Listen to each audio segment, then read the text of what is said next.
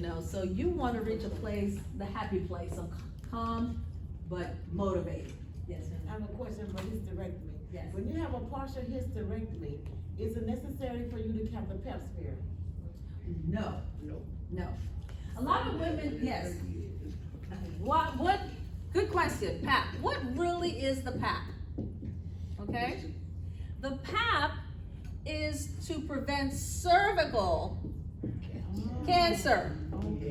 Now, we talked last time that the uterus is the pen or the bassinet Yes. for the baby. This is where the baby, that's the bassinet, that's the crib, Yes.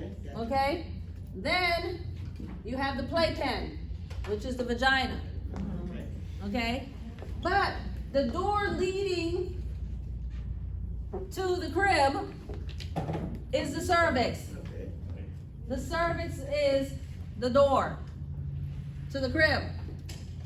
If you have no cervix, gone, taken out, then you can't get cervical cancer.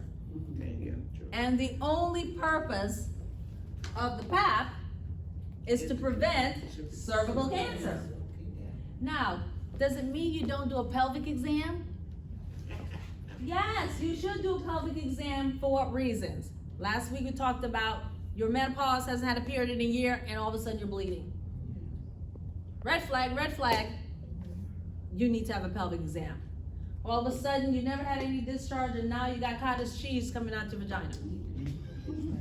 Red flag, time to go. All of a sudden you're draining yellow or white or gray or anything that should not be coming out of there. No gravy. Okay, there should nothing be coming out of the vagina.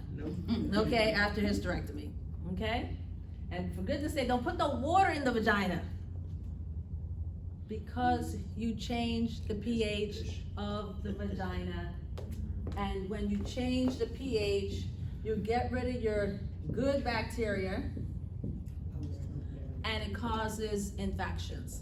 You need good bacteria to protect you. They're called lactobacilli. And they protect that area. But then you come in with the squirt gun and wash them away. So you're saying douching? No. She shouldn't dish? No. Here's what I think about douching. I'm gonna be really, really socially unacceptable and say, a man must have come up with that.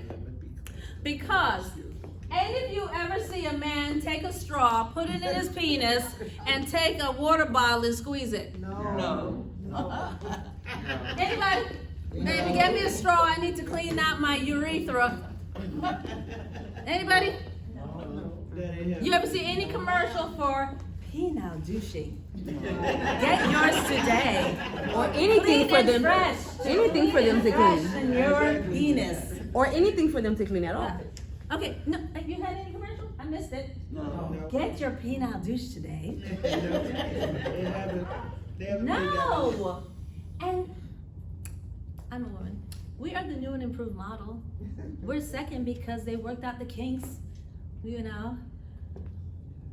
If we have specialized organs, one is for the bladder and one is for sexuality and for procreation. In the male, as we talked about, it's a single unit. The urine goes through it, semen goes through it, and hopefully nothing else comes out of it. Okay? But it's the same space. One trap door closes for sexual activity and then the other one opens when you want to urinate. In the female, they're separate. So why would you need to clean it?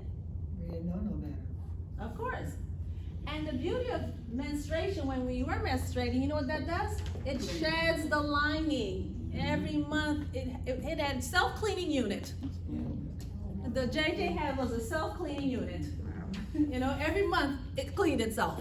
Yes. But so why are we conscious of the odor and therefore we need to squirt to clean? The orders And- is something else. Yeah. Notice when you have sex, and a man ejaculate into you afterwards, Yes. we can have that smell. So is it a combination of the semen and us, or what makes it smell? Right.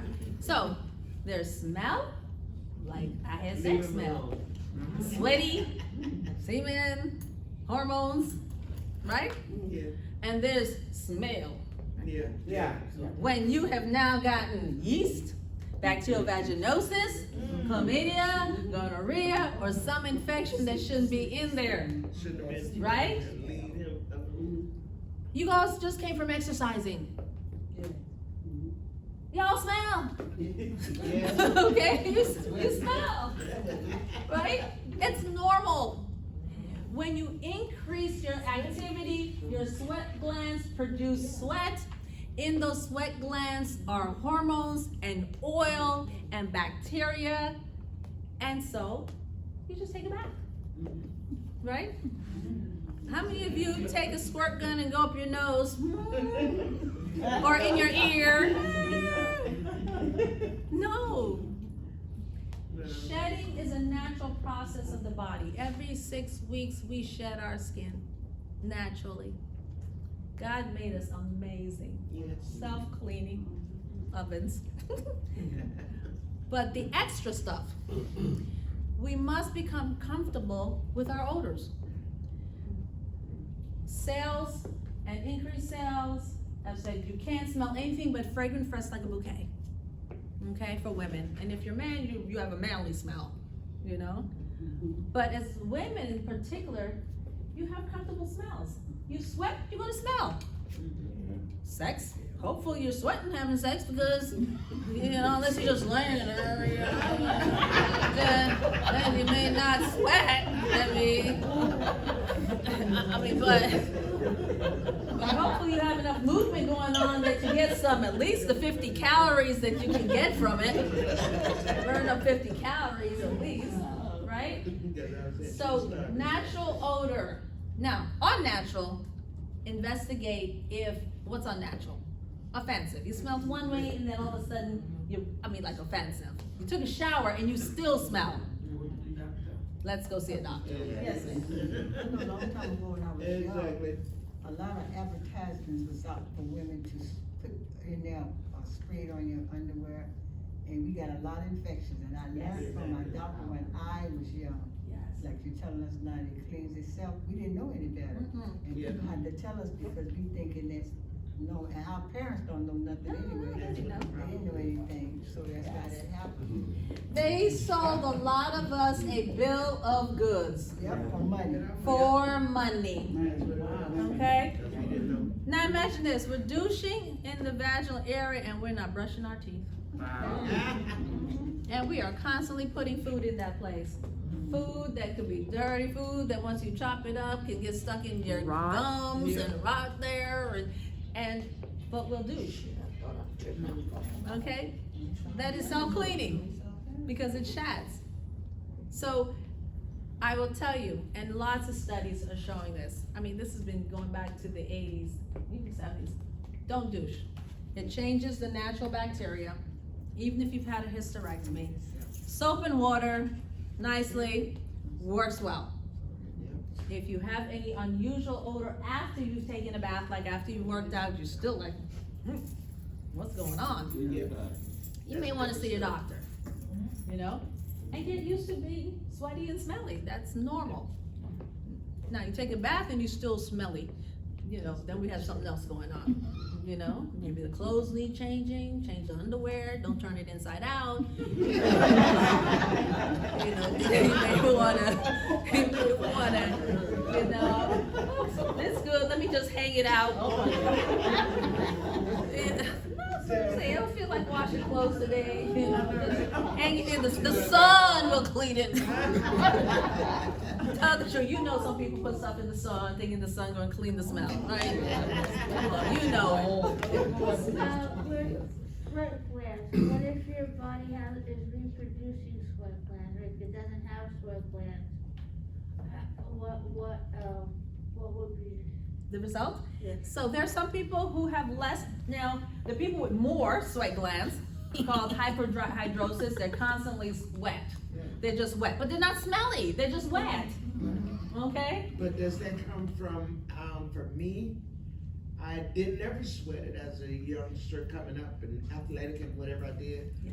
Now after I went through my Menopause? menopause stages, I don't stop sweating. Yes, and, Night sweat, it started with the night sweat and now I sweat from here to the front door. I can sweat. what has happened is a hormone imbalance. You now have an increase in what the regulator, there's a regulator in your body, hormonally created, to regulate how much you sweat, whether you're hot, whether you're cold, and especially menopause for some women, lies they tell, but they said only 25%, but every person I know, is downregulated. For some reason, that part that says it's cold or it's hot is misinformed. And so it sometimes you're cold, sometimes you're hot. Take it off, put it on. Take it off, put it on. You know? Thermometer broke. Yes, the thermometer is broken, and it's hormonally based. Over time, they promise that it'll go away. I'm feeling you, okay? I'm feeling Never you. happened. Right. Yeah. Never I happened. went through menopause at 47. Shoot, I went. I'm 55 and I'm 34, still 39. having the weirdness, you know? And then I had cancer. Oh, things they don't tell you about chemo. Things they don't tell you about chemo, okay? Besides the dry JJ, which friends and family, oh yeah, this is just a problem. The other thing they don't tell you is that your underarm, after they took out my lymph nodes, okay, I've got no regulator. Wow. So I gotta be like, how you doing? Because if I raise my hand, I might offend a couple of people. There's no regulator because there's no sweat glands. So after your sweat glands are removed, it affects your processing unit to help clear things out in your system. The beauty of lymph nodes is it's what I call the garbage collector of your body. It goes around and clears out bacteria and waste out of your body. And when it's gone or reduced, like in breast surgery where they take out lymph nodes, like they did with me, my garbage collection system on my arm is gone. Like, hi. Or I clean it more twice a day, 3 times a day, having to take care of odors. Yes. Does it matter how many lymph nodes are removed? Because I had 3 Yeah. and 5, and I don't sweat under my arms. Wow. But do you have excess odor? No, I don't Right. sweat. So I think they took out 13 of mine. I couldn't answer that question about when does it affect your sweating or your, but I know the sweating is a mess and the odor has its own life. You know, it wakes up and go, hey, you know, and I'm gonna run to the bathroom. Yes, ma'am. So if you don't sweat and you would sweat normally, where does it go? It's absorbed through your endocrine, it's called the endocrine system, and back to the lymphatic system, the garbage collection system. Your body has an absorption system. Like, you ever wonder when you're getting really good food that you want to eat, and it's either it's cooking or you're waiting for it, all of a sudden your mouth starts watering? Okay, where did that come from? Your salivary glands. But it's also absorbed. They say you were getting food, but we're not giving you none. They dry back up. But your body absorbs it through its lymphatic system, through its piping system, your vascular system. Your body absorbs things and then releases it, whether through sweat, urination, or having bowel movements. Those are your eliminating system. And the best 2 are, of course, your liver and your kidneys. So you really gotta take good care of those. Yes? Where's the sweat gland as opposed to the lymph nodes? Oh. They're side by side. They're right next to each other. Their lymph nodes travel from the side of your neck, Right. down to your collarbones, under your arms, into your groin area, inner thighs, and they go right back up. And along the channel, you got gas stations, sweat glands, and there are lots of them. And so a lot of the drainage of things that you don't need or want to get rid of will pipe right into that garbage collection system. It's a wonderful thing. Sorry. I could have made it. Yes. Part 2, okay. So a person that doesn't sweat would use the bathroom more to compensate? Cause May or may not, depends. Some people get thirsty and 8 ounces of water is fine. They drink 8 ounces, they're good. And then you have the gallon juggers, you know, they're thirsty, and if they don't drink like a whole gallon of water, they don't feel like they're hydrated. It depends. Every person, all unique, we're unique creatures. Yeah. So the myth, the big myth, About using. as women get older, we're more sex drive than men. Men lose theirs because in their 20s and 30s, they don't have to stop. So, Yeah, I don't know. we say that most of us, I sweat too much. Most of us what? What's that you guys? most of us, we saw our parents, no sex, so that's what women did. But the men, they never said that to them, so they was like crazy. So when they get older in their 50s and 60s, they ain't got nothing to offer women because they still have to use Viagra or whatever you want to call it. Well, Hold up. oh, battle of the sexes. Let's bring it on, bring it on. Bring it on. So the question is for everybody who didn't hear, there is a myth that women's sex drive goes up after menopause and men's sex drive goes down. I believe that. Okay. Now, experiential learning. Some people say through their experience, hey, yeah, that's how that's We have to get and- younger men. Oh, you gotta get younger man because they're older men. But I have to be honest. I have to be honest. The data shows that it varies. It depends. It depends on population. It depends on people. It depends mostly on your brain, which we started. Your sexuality is determined on your brain. I have a host, no, Their brain. wait, let me tell you, there are a host of women who were told sex is for having children. Yes. Once you stop having children, you no longer have to be sexual. That's a lie. No, it's not, yeah, I'm in agreement. But a lot of women got told that story, which is a myth, that sex is only to have kids, and once you have kids, you know, factory closed. And then we have a host of women who, no kids, I can't get pregnant anymore. Woohoo! Bring it on! Because the fear of having to raise another child and the income and the money and the time is gone. So liberation, Yep. you become liberated. Because women are very much tied to the organ of procreation. So it depends on what was placed in your brain Yeah. and what you accepted for yourself. But as I said when I started the Healthy You seminars, we're grown folks now, you get to choose. Yeah. You can choose to continue with the old story that the factory's closed, or accept for yourself the factory don't matter, and I'm liberated, I do whatever I want to do. And for men, to answer the story, does men's sex drive go down? Dependent. A lot of men's sex drive does go down a little bit because the testosterone goes down. But there are a host of men, use it, lose it, they continue to use it, and their sexuality maintains. Now, it's a net casting. You gotta throw the net in. And when you pull that net back, you'll have some viable fish, and then you'll have some rocks and clam shells that you pick up. It's just what net you threw out and what you pulled in. So there are lots of men who are quite active in menopause. And they do whatever it takes to be sexually active. They'll take their Viagra, they'll work out, they'll stay energized, they'll drink their muscle milk, and they'll do whatever it takes to keep it going. And where they at? Gentlemen, where are you? They're in this room. All right. I am putting a call out to all viable men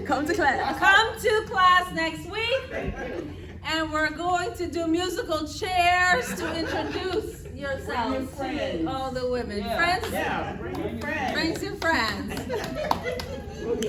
For introduction. But again, sexuality begins in the mind. And if someone is not sexually active, it has nothing to do with function. If you hormonally sound, you're physically active, energy. But we forgot one really important thing. If you're in pain, discomfort of any kind, that's not fun. It's not fun. It's a distraction. It's a distraction for your brain. Your back hurts, your knee hurts, you know, arm hurt. Those aren't fun things. And in order to engage in activities that will make you feel good, these distractions have to be out of the way, or at least diminished. So take care of yourself. If you have a pain or ache anywhere, get treatment for it. Learn how to do modification. In next class, I'm going to do modifications. How to be active with where you are. How to be active where you are. Since my surgery, I now developed what we call trigger fingers on my thumbs. They're locked. Welcome. Yeah. Their fingers too. They lock now. So I'm in therapy for that. So I've learned now to do a lot of my movement with my forefingers. So now I hold things with my forefingers, and I do a lot less with my thumbs because sometimes they don't want to do what I tell them to do. They just decide to just stay like this. You know? Thumbs up. Going, you know? And so you do modifications. But you may have to learn that through therapy, occupational therapy. They will teach you how to do this modification. And sexuality and engagement with sex can be modified. You may have to use that walker to stabilize. You may have to get to use that bath chair. You get some modifications going. Strap up them knees, stabilize the knees, you know. Whatever works. Transformers You know, activate. Transformers and stairs. Nothing beats a committed mind. That's all I gotta say. And that's all. That's all for today, guys. But bring your friends next week. Thank you very much. I gave everybody a handout on blood sugars. Please leave. Oh, question. One question. I Yes. have one question. for you. Yes. Okay, you have a partial hysterectomy, Yes. and so you're gonna have early menopause, Maybe. maybe. Maybe. Okay, let's say you start menopause, okay, you start taking hormone replacement therapy. How long do you take that therapy? Well, it depends. Because we're so unique, some people may need the hormone therapy for a year or 2 years, and then other people 6 months. Some people continuous, and there are a lot of natural things over the counter. And maybe I'll bring a list of them probably next week if Fran can remind me of natural things to help the dryness and other things for hormone stimulation. But I want to be clear that we understand what is a partial. I kind of hate the term partial because it's like they took half of the uterus, you know, and that's not really what they do. It's taking the crib and leaving the ovaries. Right? They leave the ovaries. That's all And they the do? ovaries are meant for hormonal stability and help with your hormones. So oftentimes with the partial, if they've left one or both ovaries, your hormones stay pretty good for a while. When you do a partial, do you still get a menstrual cycle? No, you won't, because the cycle comes from the lining of the uterus, which is gone. So the crib is removed. Okay. There's no more crib, so no more shedding. No more sheets to change. No more shedding, no more lining, and that doesn't need to, yes. Backing up a little bit, you said with the pap smear is for the purpose of detecting cancer. Cervical cancer. So if they leave the ovaries in, Yes. then, you know, what, is there a test that can test for ovarian cancer? Right. There's a need. Now, ovarian cancer, Don't run it in and tell your doctor, test me for ovarian cancer. It's not one of the mandatory tasks.